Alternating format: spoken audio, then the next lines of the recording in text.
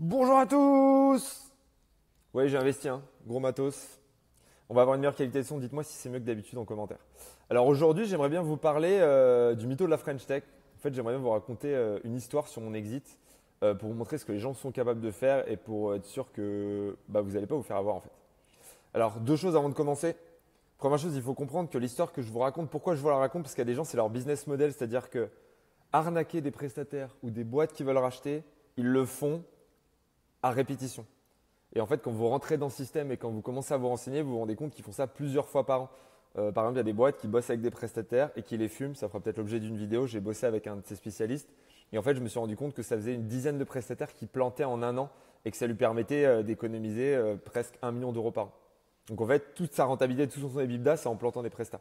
Voilà, pareil, je vais vous parler pour les exits, mais il y a des boîtes qui ont des techniques pour acheter les boîtes le moins cher possible en les trompant.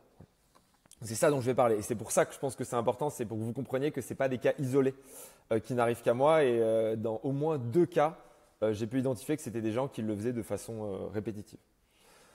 Deuxième chose, c'est que faites attention parce que vous allez me dire oui, mais moi, je bosse qu'avec des gens vertueux, etc. Et en fait, plus les gens peuvent paraître vertueux en public, pour moi, honnêtement, plus ça peut être un red flag. Vous savez, les gens qui poussent un peu sur le fait que c'est des bonnes personnes, qui font attention du business, etc. Pour moi, c'est un red flag et ça m'arrivait souvent que ce soit un red flag. Et même l'inverse, pour moi, c'est même l'inverse qui est faux. Quelqu'un qui n'hésite pas à prendre des positions clivantes en public et à assumer, souvent, je trouve des gens avec lesquels c'est plus facile de bosser en business. Et par exemple, je vais vous donner un exemple, c'est Pierre Entremont, il a souvent VC, hein, j'ai investi dans son fonds, il a investi en site chez moi. J'ai bossé avec lui sur beaucoup de dossiers. À l'époque, j'étais Business Angel où j'investis avec lui. Depuis que j'ai investi dans son fonds et le fait d'avoir un investisseur, premier investisseur et le plus gros investisseur dans la boîte en termes de pourcentage, c'est un mec qui peut parfois sentir un peu le soufre sur ses positions, mais il tient toujours sa parole. Toujours. Et j'ai vu des situations où légalement, il n'était pas tenu de tenir sa parole, il n'aurait eu aucune répercussion, où ça l'aurait avantagé lui, et il avait dit quelque chose et il l'a fait. Et sur des gros trucs, je ne peux pas vous donner les deals exactement, mais des gros trucs. On ne parle pas de quelques dizaines de milliers d'euros.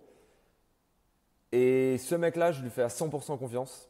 Et du coup, quand j'entends des personnes qui sont en mode oui, t'as vu ces posts LinkedIn, les gars, c'est pas comme ça se passe. Et ça m'a donné envie de faire cette vidéo. Voilà, je tenais à vous le dire. Bon, je vous raconte mon histoire. En gros, Germinal, donc on voulait vendre la boîte et on met en concurrence 3 agences. D'ailleurs, c'était pas que des agences, 3 boîtes. Et d'ailleurs, ça sert à rien, je l'ai peut-être déjà dit, mais ça sert à rien d'essayer d'identifier qui est la personne. J'ai changé plusieurs faits pour être sûr que vous ne puissiez pas le trouver. Hein. Essayez pas de deviner dans les commentaires. Le but, c'est pas de faire un drama. Le but, c'est de vous apprendre un truc. Donc, on envoie tous les docs. Et en fait, dans ces docs, il y avait quelque chose qui était assez fort. C'est qu'en fait, on avait un problème de trésorerie chez Germinal parce qu'en fait, on devait avoir un apport d'argent frais de 200 000 euros et transférer 7 salariés dans la nouvelle structure. Parce qu'en fait, on avait levé de l'argent sur une nouvelle structure, mais ce n'était pas les mêmes actionnaires. Du coup, on devait transférer des salariés et racheter de l'IP, du software, du développement. Ce qui fait que normalement, en fait, Germinal devait diminuer ses coûts de 7 salariés. C'était l'équipe tech à l'époque qui était bien payée. Et faire entrer 200 000 euros d'argent frais, ce qui faisait que la boîte allait être vendue avec une belle trésorerie et une belle rentabilité, correcte en tout cas. Sauf qu'il y a eu un blocage. Comme je vous disais, ce n'était pas les mêmes actionnaires. En fait, j'ai très mal communiqué avec mon cofondateur de l'époque, Benjamin. Je pourrais faire une vidéo là-dessus et à l'époque, j'en voulais beaucoup, mais honnêtement, je pense que c'était ma responsabilité, c'était au moins à 80-90%. Du coup, on s'est retrouvé dans une situation de blocage où en fait, au lieu de transférer des coûts à la nouvelle structure et d'avoir un rachat de l'IP, donc de la propriété intellectuelle, ce qui aurait en gros permis à Germinal, le calcul final, c'était d'augmenter la trésorerie, parce que ça diminue les coûts, ça augmentait la trésorerie. En gros, ça nous aurait permis au moment de la vente de faire plus 500 000 euros sur la trésorerie. Et en fait, c'est l'inverse qui s'est passé, parce que comme les salariés ont été bloqués et qu'on a dû faire des ruptures conventionnelles avec eux, et encore il y avait un risque qu'ils refusent, et qu'on n'a pas pu transférer cet argent, en fait, ça a fait un énorme trou dans la trésorerie. Et du coup, vous vous retrouvez avec une boîte qui est rentable, mais qui en fait n'a pas suffisamment de trésorerie pour assumer le gros dip à cause de ce problème dans la négociation qui, comme je vous l'ai dit, a été en très très grande partie de ma responsabilité. Du coup, ça c'est quelque chose que j'ai expliqué aux gens qui voulaient acheter en disant voilà, on est dans une situation de blocage, du coup on a ce gros trou dans la trésorerie qui fait que vous devez racheter dans telles conditions, etc. Mais en fait, on avait, parce que c'était un énorme, on parle d'un différentiel par rapport au plan prévu dû à cet événement de 500 000 euros. Ce qui fait qu'en fait, on se retrouvait avec un moins énorme sur le compte, ce qui fait qu'on aurait pu être en cessation des paiements. Du coup, je l'explique. Et là, je me souviens qu'il y avait il y a un des racheteurs qui, justement, les deux autres étaient en mode OK, pas de problème, on peut faire ça. Il y en avait un qui me dit écoute, pas de problème, je comprends. écoute, très rapidement, il me dit, c'est sûr qu'on va vous racheter. Nous, on adore le business, on vous connaît, etc. Il dit, en fait, t'inquiète pas sur ce truc-là, dépensez. C'est-à-dire, continuez à investir, re-recruter, n'hésitez pas à faire des ruptures conventionnelles. En gros, allez-y, lâchez-vous, de toute façon, on va vous racheter, donc soyez pas prudents. Et donc je me dis, ah, trop cool, putain, le mec comprend la situation. Alors que les autres étaient plutôt en mode, ok, soyez prudents, comme ça, on est sûr que vous ne passez pas en négatif. Moi, fine. Et le mec, le lendemain, il me rappelle et il me dit, écoute, Grégoire, vraiment, on va y aller. C'est sûr. Moi, j'aimerais bien qu'on passe en exclusivité, parce que de toute façon, on le dit, on va le faire. Continuez à accélérer, on n'a pas envie de perdre de temps, on a vraiment envie de profiter du truc. Donc en gros, le mec me dit, vas-y, full speed, de toute façon, on est là et ne parle qu'avec moi.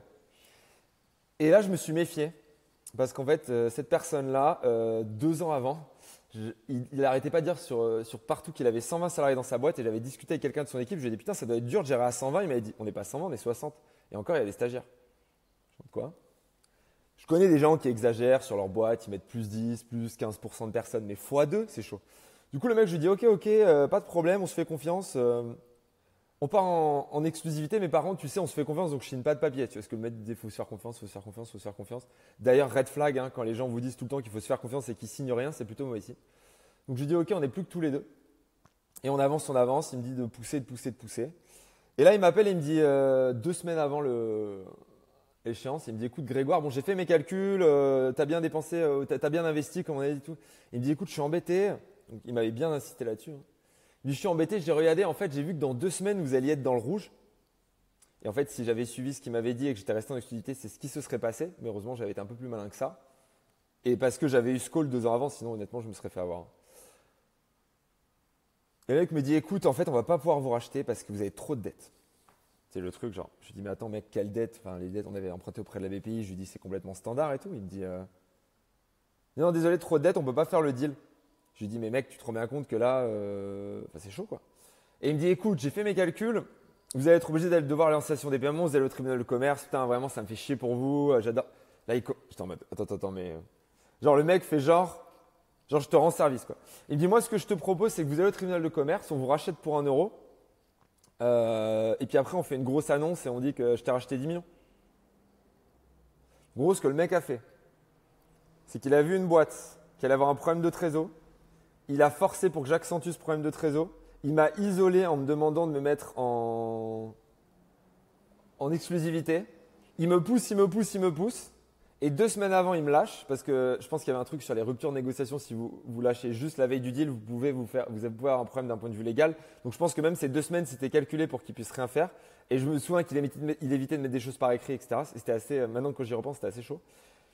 Et en gros, et à la fin, il me propose ça, genre porte de sortie. En fait, il voulait juste nous racheter pour 1 euro, quoi. Et en fait, le mec m'avait trompé pour me racheter pour 1 euro. Finalement, on a vendu à une autre boîte, hein, vous savez, Martin Tout le Monde avec sa boîte qui nous a racheté, qui avait une vingtaine de boîtes, et on est devenu, je crois, la 19e ou la 20e boîte de leur portefeuille. Mais en fait, si j'avais été un peu plus débutant, je me serais fait fumer. Et je pense que ça arrive souvent parce que ce mec-là, il rachète souvent des boîtes. Et maintenant, je me dis, ah ok, en fait, c'est ça quand je vois les grosses annonces, etc. Et c'est quoi la conclusion de cette histoire? Parce que vous allez me dire, bon, ok, Grégoire, c'est cool.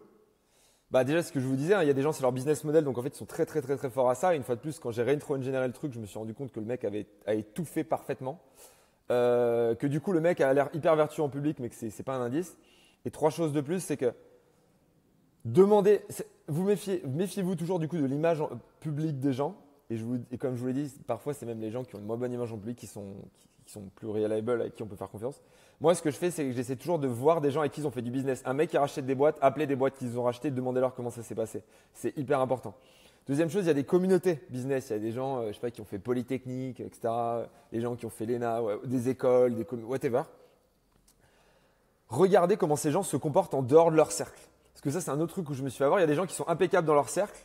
Par exemple, vous êtes à Grenoble, vous faites du business avec les Grenoblois, et puis quand vous allez à Lyon, en fait, vous fumez les gens. Du coup, regardez comment les gens se comportent en dehors de le business. Par exemple, le mec qui faisait des arnaques sur la prestation, que je vous disais là, je sais plus, je crois il devait enquiller, enfin, il devait fumer une dizaine de prestataires par an.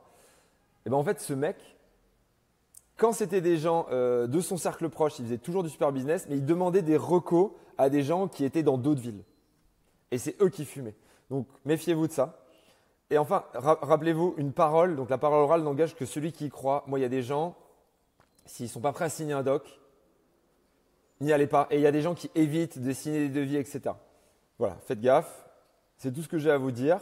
Est-ce que vous aussi, vous êtes déjà fait fumer par un prestataire? Est-ce que vous aussi, vous avez rencontré des gens qui rachetaient des boîtes ou qui avaient des prestataires dont c'était leur business model? Ça m'intéresse. Ou est-ce qu'en fait, juste, j'ai pas de chance et qu'il faut que je me remette en question parce que ça n'arrive qu'à moi? En tout cas, voilà, maintenant, j'applique ces règles simples et ça m'est plus arrivé dans mon nouveau business.